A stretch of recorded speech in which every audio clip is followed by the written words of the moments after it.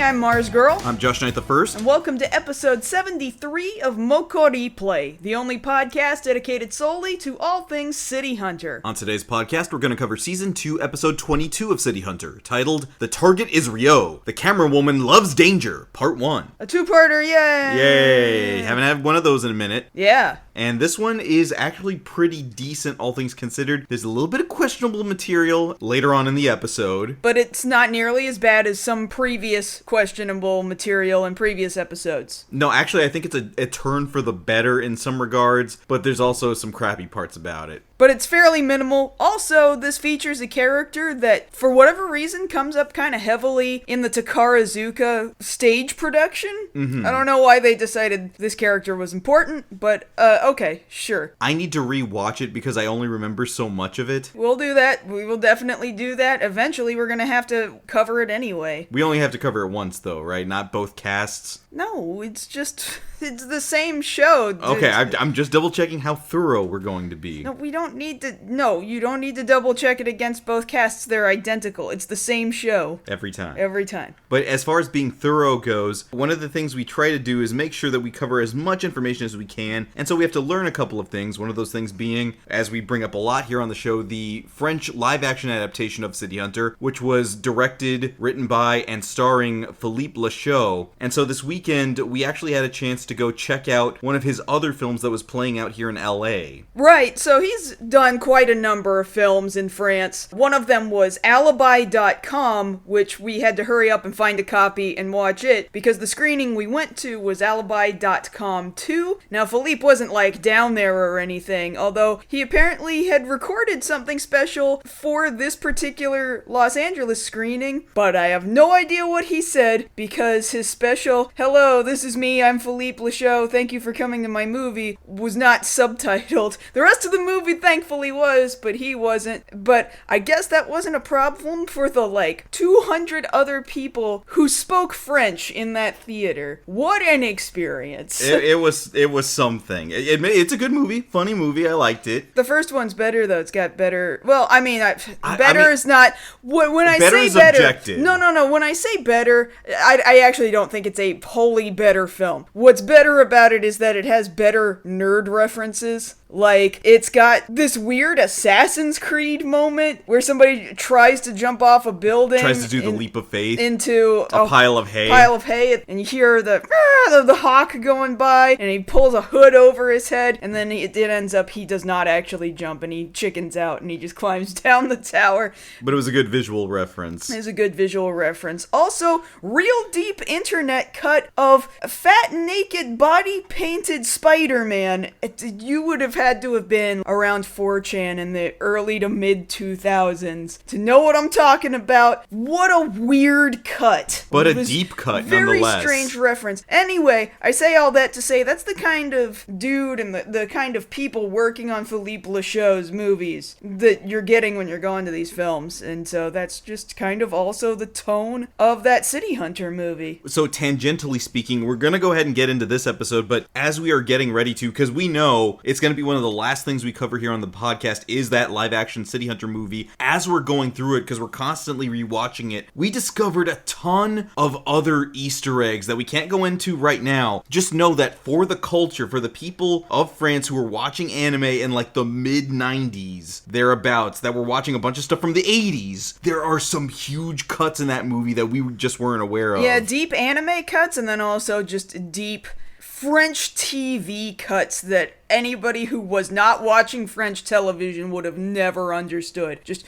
whoo, right over your head. So, also, hey, while I'm just talking about things that are relevant to the podcast before we jump in, more chapters of the City Hunter manga translated on Comics' Manga Hot app. There's more chapters out now. So those of you reading along, please go check up on that. You should be reading those. It's going up through the 60s somewhere. Chapter 60-something or othereth. Yeah, get with it. Act like you want it. You should, because we need to show them that they need to physically publish copies of this manga again. We need to fix this. We need to fix the problem that we had the first time, where they started publishing it and then they stopped. Yes, it's a moral imperative for us that it gets another physical release. Right. But now that we've gotten all that out of the way, let's go ahead and get started with this week's episode, in which we focus on a very, very persistent photojournalist who is doing her best to try and uncover the face of City Hunter. We're gonna meet Yoko, like, right away. Yeah, her name's Yoko Fuyuno. She is a photojournalist who, at the start of the episode, is out perched on a ledge above Shinjuku with a very high-powered lens, but a very knockoff camera. Like, instead of it saying Nikon or Kodak, it just says lenses, which I don't believe is an actual brand. I don't think so, although maybe it's just the brand of the lens? Lenses brand lenses. Yes! That is some other kind of redundant. Anyway, she's using her camera, kind of looking around the crowd. She's like up on the top of a building in Shinjuku and looking around like, nah, not that guy. Nah, not that guy. Now that doesn't look like the kind of person that I'm thinking of. Now there's somebody that kind of looks like the kind of person I'm looking for. And she spots a guy who by now you should recognize. He's wearing black slacks, Italian boots, a red shirt, and a light blue blazer. It's Ryo. He's hunched himself behind a wall, about ready to spring out on somebody. He's got his hand in his jacket. He's just like, oh, is he carrying a piece? This might be him. This might be my break. This might be City Hunter Ryo Saiba. She says his name to herself out loud. Already, so she already knows that a City Hunter exists and that his name is Ryo Saiba. She just doesn't know what he looks like, but she's taking an educated guess and thinking, this guy right here looks like who I think City Hunter is. And she doesn't know that she's right. She just doesn't know that that's the guy. So right here we have to start off by realizing her already having access to this much information doesn't necessarily mean she's a good journalist. It means Ryo has screwed up in terms of keeping his identity secret. Which we have covered several times, you know. Children know who Ryo is. They have his phone number. Everybody knows how to get in contact with him. He has business cards. He has his own damn theme song. He has a theme song. He's got flyers. All this shit, okay? How do people not know who he is? This man is so lucky that the internet isn't a thing yet. That it's not like a big publicly used thing and not just BBSs amongst like 3 people. No, at this point, Ryo has done doxed himself. He really has. He's done a bad job of this. Anyway, so he's behind the corner of this wall, like you mentioned, and it looks like he's gonna pull a gun. Nope, it's a bouquet of flowers because a woman's coming from around the other side of the corner, and Ryo is like, hello, you are a pretty lady, yes, here's flowers for you. Pretty lady says no. So this woman with the camera is very much like, oh, well, that's weird. Probably not him. That's not really the behavior I expected. And as he's getting pushed off by the lady, he ends up bumping into a group of like 6 dudes, and he's like, hey, sorry, I didn't mean to bump into you guys. Military surplus store guys. Yeah, exactly. And these guys are like, hey, you better apologize to us. We don't want you thinking you could do that to us. And the lady with the camera is like, this is Yoko. She's just like, oh, well, this is it. This is the moment. Now, any second, he's gonna whoop up on all of them, and he's gonna show them they messed with the wrong guy.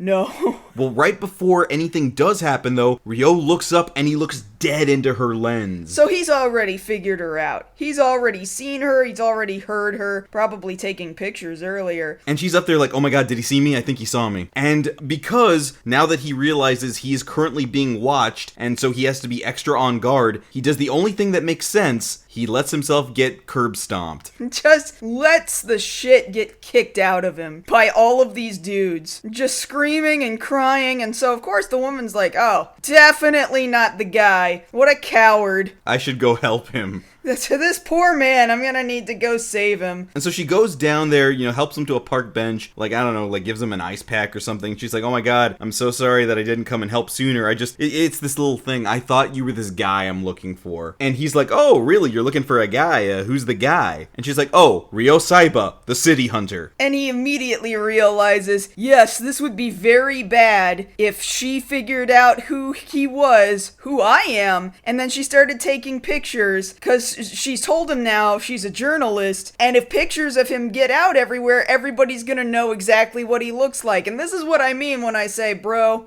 you are so lucky there is not widespread internet access right now. You would be so screwed. Instagram would have busted your ass by now. Everybody would have already known, because everybody already knows your name, your phone number. Some people know your address. Like, do you know how many TikToks there would be of like, hey, check out this dude's cool shooting skills? Yeah, somebody would have caught him on camera by now. Someone would have. Easily. All these closed circuit TV cameras. It's amazing that she doesn't already know who he is already, but she goes on to describe City Hunter as she understands him as this dark, courageous Superman who is going throughout Shinjuku righting wrongs and doing good, but he has a bad reputation. But I want to see him myself. And Ryo's like, oh, this is bad. I'm gonna go. He tries to take off multiple times, but she stops him and asks, well, wait, I'm sorry, I didn't catch your name. What's your name? Oh yeah, my name is Ryo. Oh, Ryo. Damn, I already said Ryo, so, yeah, I'm Ryo from Shinjuku. And she's over here like, huh, you're also named after the guy I'm looking for, and also from the same area. Well, that's weird. I mean, I imagine Ryo's a common enough name. Josh. I unfortunately have a very common name, yes. But, she manages to, not keep him around long enough, so he takes off. She goes back to her newspaper, and I guess this is her editor. The dude never introduces himself, so I'm just guessing. The editor there is like, oh, no dice today? And she's like, nah, I couldn't find City Hunter. And he reminds her, well, in order to get in touch with City Hunter directly, there's a code you have to use. The journalists all know he has a code at the board in Shinjuku Station. So if all journalists know this, it would be so easy just to have a bunch of paparazzi just hanging out down in Shinjuku Station with cameras. Just go see who checks the board. Where does that person go? They could follow Kaori back to the apartment. If they so chose, yeah. This would be the easiest thing. I can't tell you how easy this is. We've got this. We have solved this mystery. If anybody had common sense, is what we're telling you. Yeah. But no, she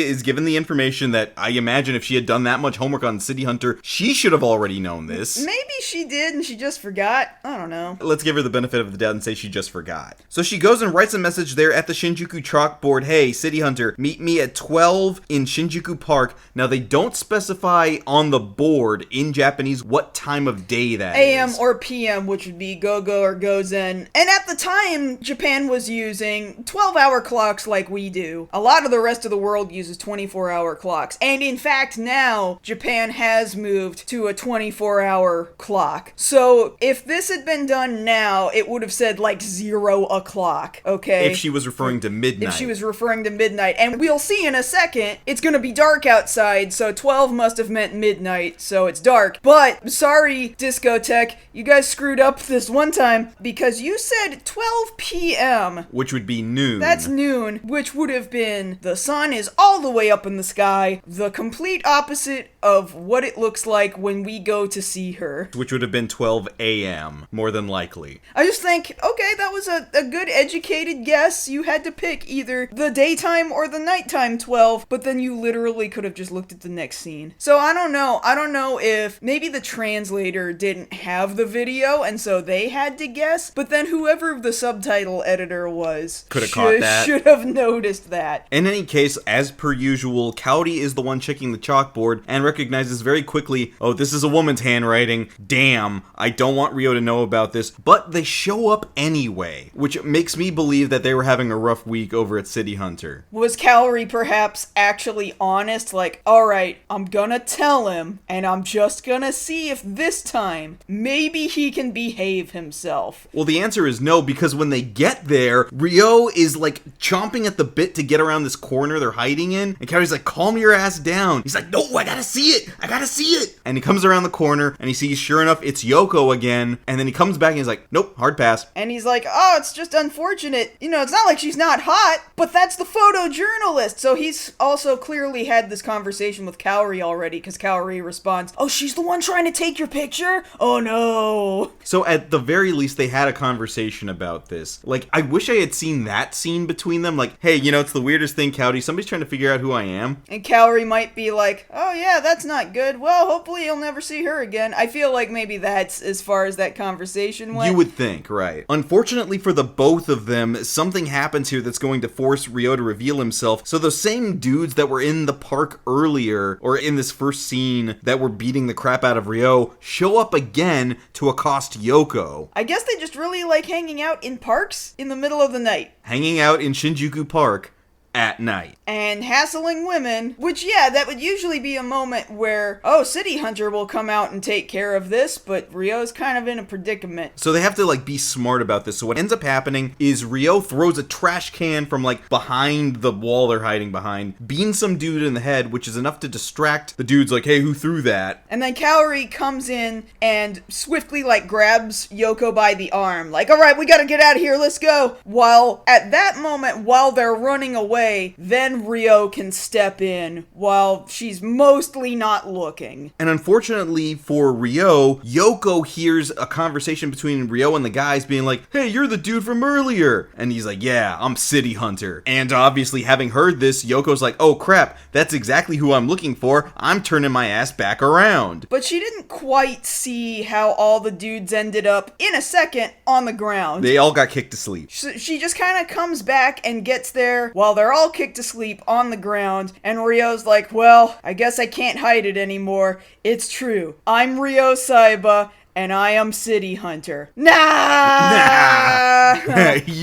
You wish. You just came in after City Hunter already took them all out. You stood by and watched them like the coward you are, and then you wanted to take all of the credit. And Ryo figuring, well, she's giving me an out. You know what? You're absolutely right. You got me. Haha. I'm just that kind of guy. I'm just kind of a scumbag trying to take credit for some other guy's work. Oh, I didn't think you would buy it. And see, this is the lucky part for most of the episode, is that Yoko has this own narrative in her head of everything she thinks Ryo is supposed to be, so that when actual Ryo doesn't live up to that, it's really easy to reinforce the narrative in her head. Oh, it couldn't be this guy. But that's the thing. He kind of is all of those things. She just doesn't think that he's also a weird pervert man. Yeah. Even right here, she's like, well, yeah, obviously you couldn't be him. He has a different face. And Ryo runs with it yeah, he has a completely different face than me. He has wolven eyes and he's got a stone cold chin. Which unfortunately prompts Yoko to ask him, wait a minute, that means you saw his face. We're not passing up this chance. You are now my assistant. We start tomorrow. Yeah, okay. I guess we'll do that then. Yeah, I totally have seen him. And I could totally pick him out of a police lineup if I needed to, which technically would be true. Yeah, he's seen his own face. Oh, he's seen his own face a lot. But see, this is the problem and also the funny part about the next several instances here. So it's the next day and Yoko, Kaori, and Ryo are hitting the street asking a bunch of businessmen and basically Yakuza types, hey, have you met City Hunter before? Yoko's just asking them, hey, what does he look like? Can you tell me about him? What do you know about him? And so these Yakuza guys are like, yeah, sure, I can tell you all about City Hunter. I'm gonna tell you what he looks like right now. But Ryo's behind Yoko's back. Right over her shoulder. So she's focused entirely on these Yakuza guys. Where she can't see him because he's behind her. And Ryo's,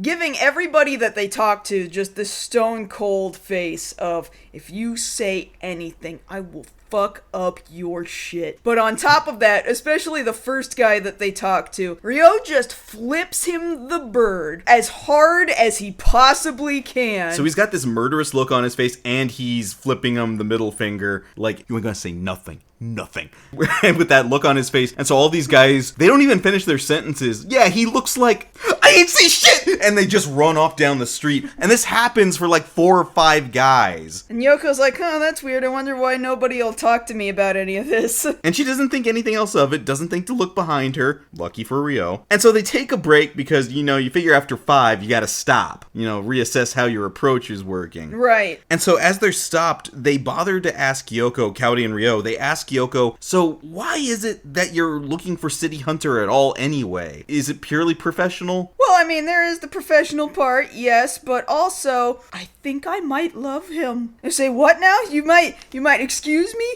You might love him? And both Ryo and Kaori are like, I don't know what I'm hearing. They're making these big eyeball faces. It's great. I love the faces that they're making right very here. Very cartoon character right now. But Yoko goes on to say that he is my ideal man. Everything about him I love. I love the lore. I love what he stands for. I love the lore. This is a seemingly real man. Okay, yeah. I know he's an anime character to us, but in her world, this is a real dude. I love his lore. Realize this is an example of a parasocial relationship here. She has heard the stories about Ryo that have gotten around through Shinjuku, and now she's built this up in her head. That's true. This is absolutely a parasocial relationship. And she even goes so far as to say, I think I would even give myself to him. If he was here, he could get it. And so the words "he could get it" are echoing through Ryo's head until he can't hold it anymore. I mean, it's literally ageru, to give. But in modern vernacular, it would be "he could get it." Yeah, he could get it, but I would give myself to him is also accurate. Yes, but for my own sake. I would give it up. Yeah. There you go. But the thing about it is, Ryo hearing that any woman, and on top of that, an attractive woman, saying that City Hunter could get it, he can't hold back from that. He's just a normal man. I mean, if normal is completely out of control and not in any way in control of his own bodily functions and urges, sure, just a normal man. Which is actually going to come into play, funny enough that you say that. He lunges at her trying to confess that he's City Hunter. Kaori gets him with 100-ton and says, "Oh, no, I'm sorry, I'm so sorry, we didn't tell you this about Ryo. He has seizures. He can't help himself. He's not a normal man." That's a little offensive, but alright, that you have to hit a person with quote-unquote seizures, okay. Well, seizure hammers to stop the seizures. Oh, seizure hammers, excuse me. So you see, Kaori's hammers are now a medical implement. Oh, alright. She has a medical license for that. None of this is in the show, by the way. No. But what is funny here, now that I'm realizing it, right now they're having lunch, because they're on break right now, and it looks like they're eating KFC. Definitely, there's some pieces of chicken. Ryo's throwing in like a whole chicken with a bone in it. But also you look down at the table and they're not just eating chicken, they're also eating hamburgers, but it's hamburgers from a bag, a to-go bag with the logo of, I guess the restaurant is named Humbergers? Yes, Humberger N. And you can see on Ryo's drink that he's drinking out of, you can make out the word city and C, and I bet you anything, it's City Cola. Oh, I bet it's City Cola. We've seen City Cola around this anime a couple of times. And here again, Ryo's like, hey, you don't seem like you're hungry. You want to finish your lunch? Unfortunately, Yoko tells him, oh no, I don't need it. I'll give it up to you. And there it is again, giving. It's already in his head at this point. Give. He wants her to give it. And so he starts trying to jump at her again. And we gotta hit him with the hammer several times because this keeps coming up throughout the episode. Him hearing her say give, he thinks, oh, she's gonna give it to me. And then he can't help himself. And we have to stop this man. And then he does it again when she accidentally says it one more time. And then she's like, you know what? I'm done with you. I can't handle this. You're fired. You're not my assistant anymore. And Ryo, still trying to keep a lid on things, is like, no, we can make this work. Yeah, look, I can actually be a piece of equipment for you. Let me show you how I am as a tripod. Which already is weird phrasing because lots of people talk about how they're a good tripod with their third leg. But here what it means is Ryo is going to basically do a headstand or a handstand, and he has her camera right on his balls. Right between his legs. So this is a very different sort of a tripod than the sort of colloquialism I am used to, but kind of equally as gross. And she agrees. She's just like,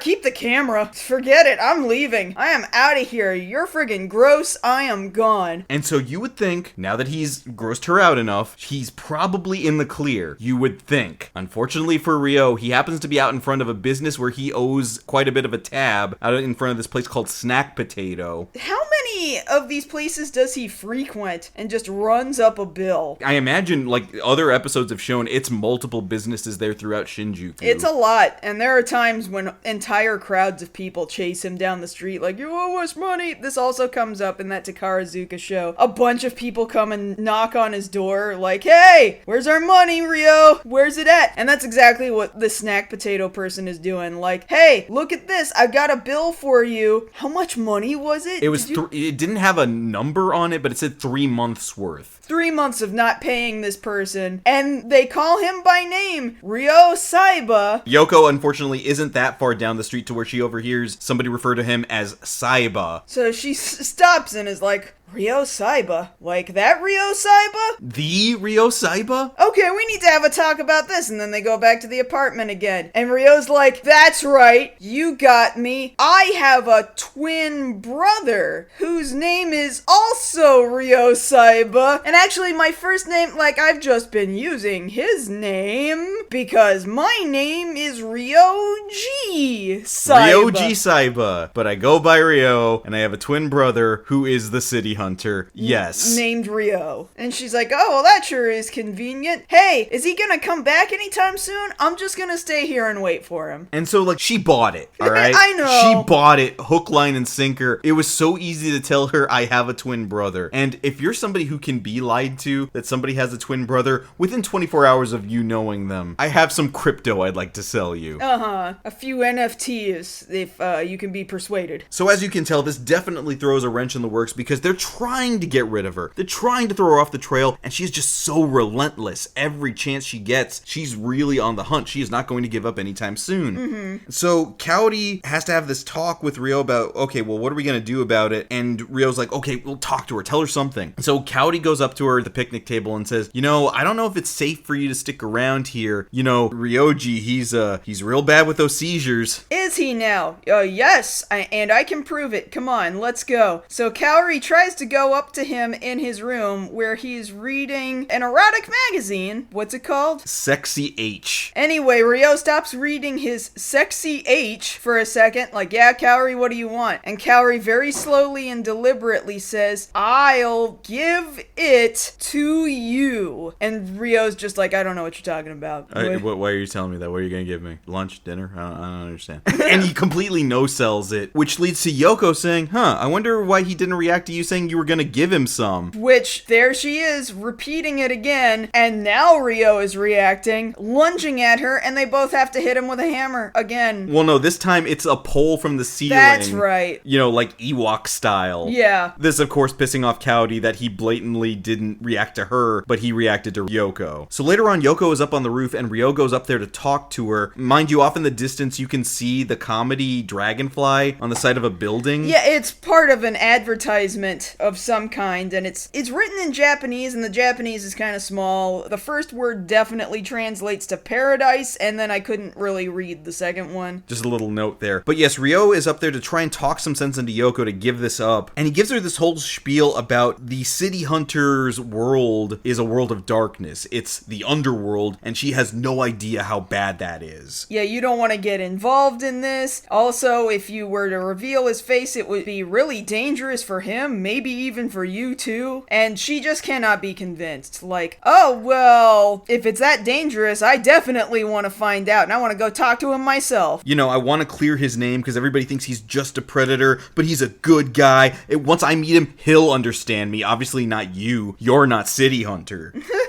I mean, he is more than just a predator, I guess. I mean, if he wasn't, we wouldn't be doing this podcast. Yeah, but he is kind of a predator, though. So now he has to go back and talk to Kaori like, hey, I tried talking her out of it, it didn't work. And it's here Kaori tries, like, making a compromise of a sort, or, like, offering up a compromise. Like, well, what if you gave a conditional interview? Like, okay, she can talk to you, but she can't print your picture. And Ryo's just like, no, she wouldn't be satisfied with that. And then, even if they did print it, then everybody would know that she has seen City Hunter's face, and then people would start coming after her, and that would be bad. So we really can't do this. We gotta figure something else out. And so Ryo determines that the only thing that they can do is have City Hunter go talk to her himself. And so they think they got a really good plan. She gets in the bath, okay? She gets in the bathtub. This is a thing that really happens. She goes to get in the bath, and as soon as she gets in the bath and she closed the door and she's stepping in, then Ryo comes up from behind the bathroom door where you can't really see it. It's one of those... It's like tinted glass. Like tinted glass or that pressurized kind of glass that, like, maybe it's got that pattern to make things look fuzzy. It's not really opaque. Yeah, you can't really see through it. So you can't see his face. And then he deepens his voice. Like, hey, Yoko, it's me, Ryo Saiba, the City Hunter. And she's like, oh, that's gotta be him. His voice is different.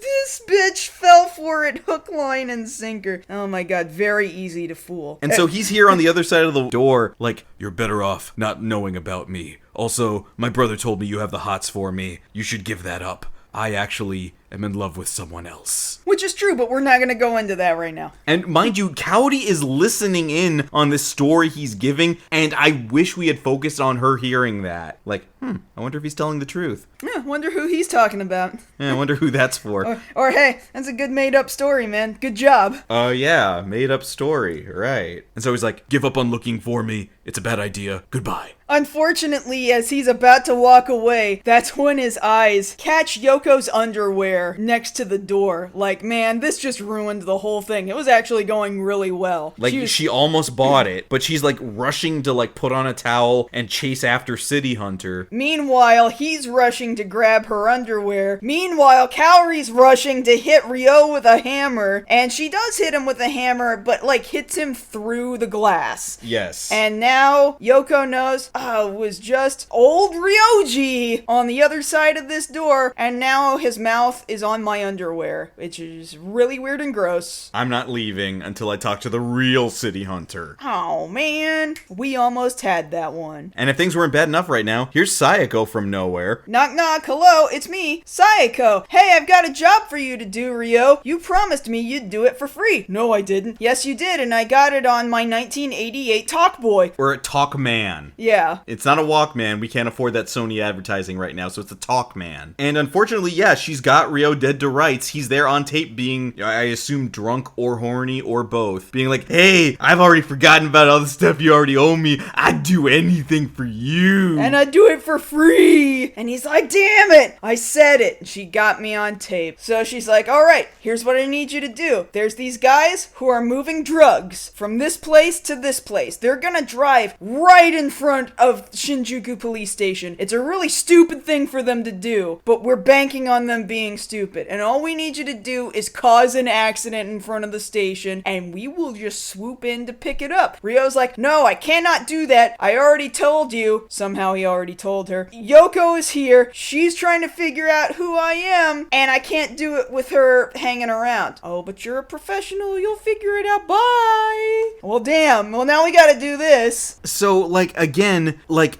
so many other episodes, Ryo is involved in having to do a drug bust for the cops, as though the cops couldn't do this. Like, you guys can't throw down the spike strip in front of, like, if you That would be insanely easy. Like, if you know they're going right in front of the police station, which, mind you, is a dumbass move to begin with. Yeah. If you know where they're going, just throw down caltrops. Throw down a spike strip. Pretend somebody had an accident. There are a million ways that the cops could have handled this on their own. The cops probably could have afforded to just take their own car and be like, all right, they're coming. Just jump right out in front of them. As soon as they're right about to come around the corner, oh shit, here I am. Oh my god, here's the thing. They know they have the drugs. Why don't they just go to the warehouse? They know where they're coming from. I don't know. This would be very easy. This would be very easy to solve. They do not need Ryo for this, but okay, fine. So Ryo, unfortunately, now has to sneak out of his own apartment, and he's trying to get out the door, and he's like, all right, I'm gonna sneak out the emergency exit. Good on him for having an emergency exit in his own apartment. But Yoko has figured out where the emergency exit in the apartment is, and has sound trapped this thing with a bunch of rattling cans and wires. And frying pans. So the second he opens the door, he sets it off, and she's like, and where do you think you're going? You're staying right here. Kaori is like, don't you understand? Ryoji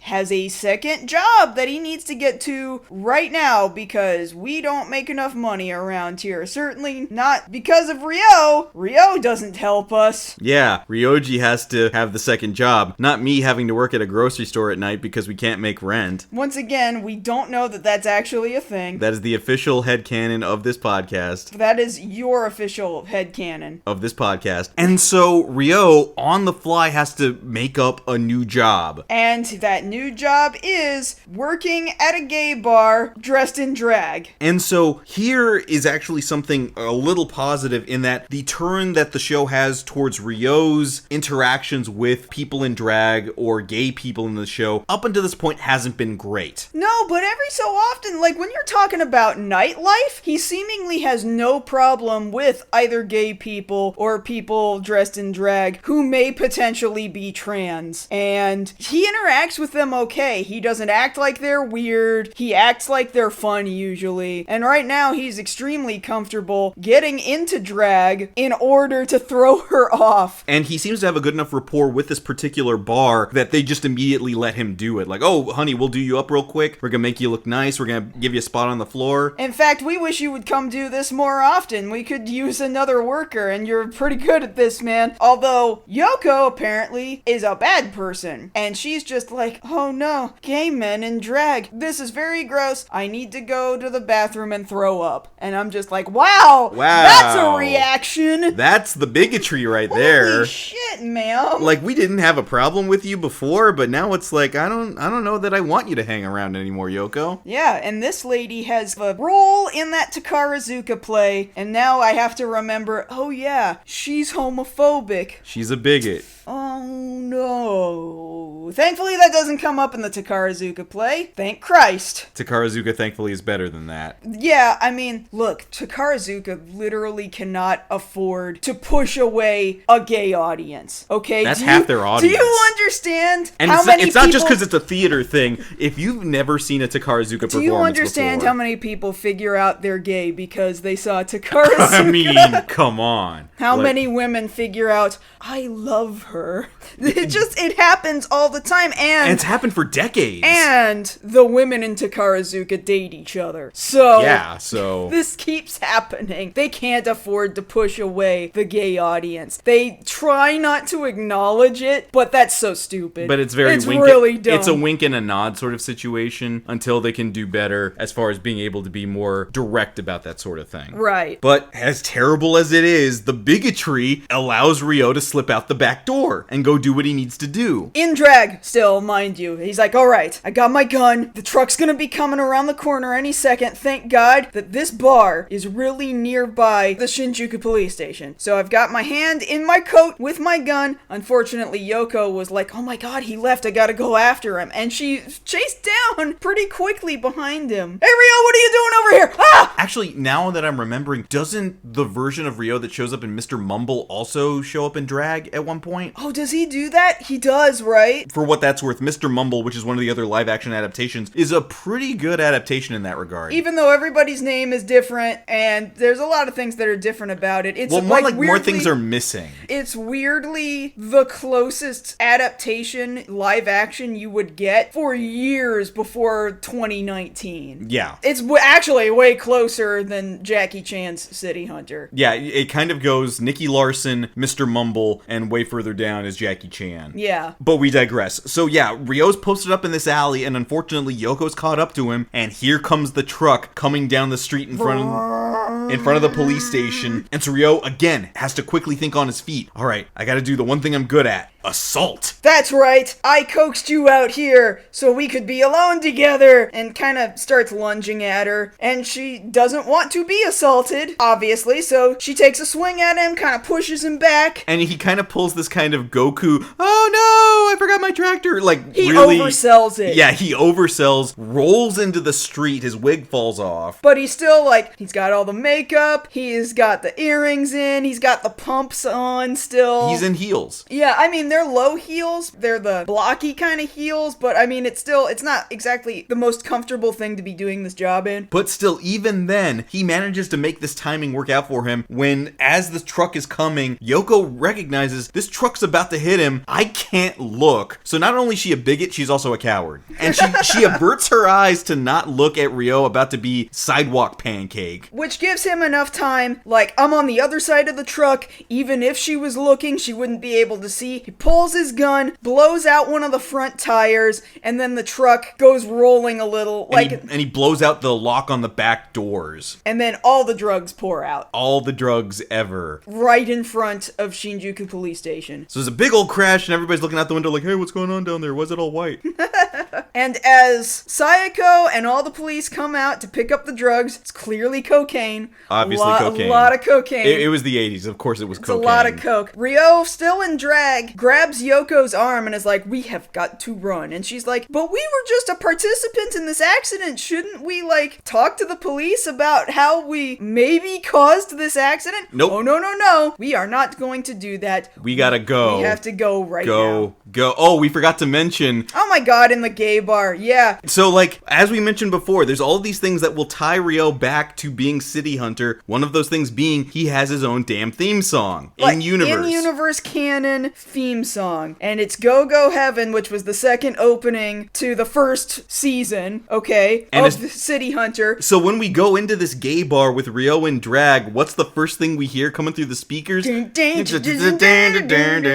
But here at the end, as they're running away from the scene of the accident, Supergirl is now playing, and that's the end of part 1. Okay, great, yeah. I mean, I think that's a pretty decent enough action piece for them to round out the episode on, actually. Yeah, so. I think that was a good decision as far as the narrative goes, because, it ends on a peak. Yeah. But then, unfortunately, Yoko is still in tow, and now we know this horrible thing about her. And so that's going to paint us in the year 2023. This is going to paint our viewing of the show in a different light. Yeah, maybe when she continues looking for the Ryo in her head out on the street and gets herself in some kind of dangerous trouble next episode, maybe we just let her get shot by night crime. Oh, God. I was just hoping she'd learn her lesson. I don't want her to get, killed. The only way she'd learn her lesson is if somehow she got saved by gay people, and then she's like, wow, you gay people are all right. That would have to be a really weird turn of events. So, Netflix live-action series that's upcoming, the ball's in your court. Make sure all the people who work in those gay bars and the Okama bars. Yeah, the Okama bars. The Okama bars. Make them the heroes of an episode. Yeah. Okay? And also, maybe don't actually make people bigots. Just let the Okama be good people who save somebody, and then just let that speak for itself. Yeah, that would be fine. But yes, like we're saying, there's going to be a part 2, and shit's about to get real for Yoko, because we see in the preview, she's going to go through it. She's going to get in more trouble. She's getting slapped in the face, which isn't entirely great, but isn't it entirely unwarranted? I mean, I don't know how to look at that. No, but man, Ryo slaps women a lot, I'm starting to notice. Yeah. This is becoming a trend. It's becoming uncomfortable, for sure. Not that it wasn't already, but... But also, Ryo's gonna have to wear one of these Groucho Marx masks. So, I mean, that's pretty good, too. The glasses and the mustache. And that's gonna balance out the slap. Yeah, makes it completely okay. Okay, so that's going to balance out all of the bigotry and all of the terrible things. And we're gonna cover that on the next episode. So come back next time when we cover the 23rd episode of City Hunter 2. The target is Ryo. The camera woman loves danger, part 2. And if you want to catch us outside this podcast, you can always find us both over on Twitter. For now, I'm at JoshKnightTheFirst. And I'm at MarzGurl. Thank you all so much for listening to our 73rd episode of MokkoriPlay. And if you don't come back next episode, I'm gonna reveal Josh's true face. Don't look at me.